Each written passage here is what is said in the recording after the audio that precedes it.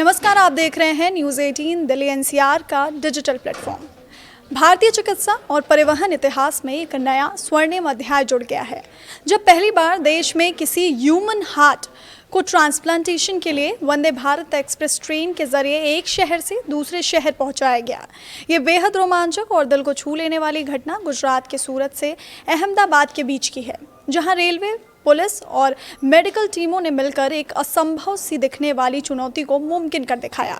इस पूरी प्रक्रिया में सूरत से अहमदाबाद के बीच की करीब 250 किलोमीटर की लंबी दूरी वंदे भारत एक्सप्रेस ट्रेन ने महज, आपको बता दें, लगभग 3 घंटे और 37 मिनट में तय कर ली। ऑर्गन ट्रांसप्लांटेशन की दुनिया में ये घटना इसलिए भी ऐतिहासिक है क्योंकि आमतौर पर सड़क मार्ग से ऐसे नाजुक मामलों में ट्रैफिक या अन्य रुकावटों का खतरा रहता है, लेकिन ट्रेन के हाई स्पीड नेटवर्क ने ये साबित कर दिया कि भारतीय रेल अब केवल यात्रियों और सामान की ढुलाई तक सीमित नहीं है, बल्कि आपातकालीन मेडिकल सेवाओं में भी एक जीवन रक्षक की भूमिका निभा रही है। इस पूरे मिशन की पृष्ठभूमि एक मानवीय संवेदना से जुड़ी है, जहां एक व्यक्ति के ब्रेन डेड होने के बाद उसके परिवार ने अंगदान करने का बड़ा फैसला लिया था। इसके बाद शुरू हुआ समय के खिलाफ एक ऐसा संघर्ष जिसमें हर एक सेकंड की कीमत अनमोल थी।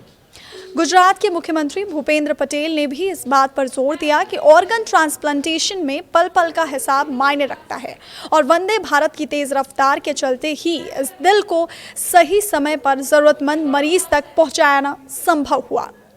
ट्रेन के अहमदाबाद रेलवे स्टेशन के प्लेटफॉर्म नंबर 1 पर पहुंचते ही एक मिनी एयर स्ट्रिप या युद्ध क्षेत्र जैसा माहौल बन गया था। स्टेशन से लेकर अहमदाबाद के प्रतिष्ठित UN Mehta institute of cardiology and research centre तक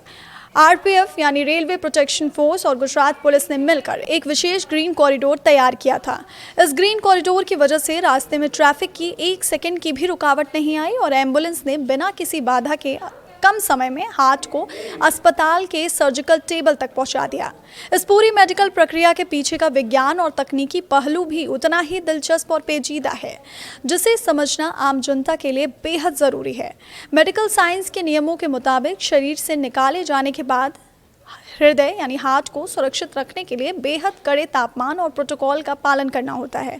दिल को निकालने के तुरंत बाद उसे लगभग 4 डिग्री सेल्सियस के ठंडे तापमान में रखा जाता है। सबसे पहले एक विशेष ठंडे सॉल्यूशन के जरिए दिल की खून ले जाने और ले आने वाली नलियों को अच्छी तरह से धोया जाता है ताकि अंदर का सारा पुराना खून निकल जाए। ऐसा करने से दिल की ऑक्सीजन की बुनियादी जो ज़रूरत है और आंतरिक गतिविधियाँ हैं बहुत हद तक धीमी हो जाती हैं, जिससे उसकी कोशिकाओं को नुकसान नहीं पहुंचता।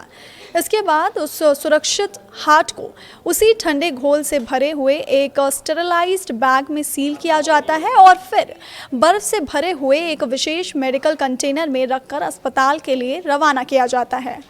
डॉक्टरों और मेडिकल एक्सपर्ट्स का मानना है कि मानव हृदय के लिए ये गोल्डन आवर आमतौर पर 6 घंटे के अंदर का होता है, यानी शरीर से अलग होने के 6 घंटे के अंदर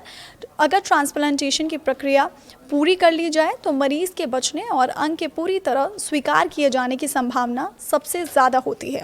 समय बीतने के साथ ही इस सफलता का ग्राफ तेज़ी से नीचे गिरने लगता है और यही वजह थी कि सूरत से अहमदाबाद की इस दूरी को पाटने के लिए वंदे भारत एक्सप्रेस का चयन किया गया ताकि ट्रेन की टाइमिंग और पंक्चुअलिटी का पूरा लाभ मिल सके।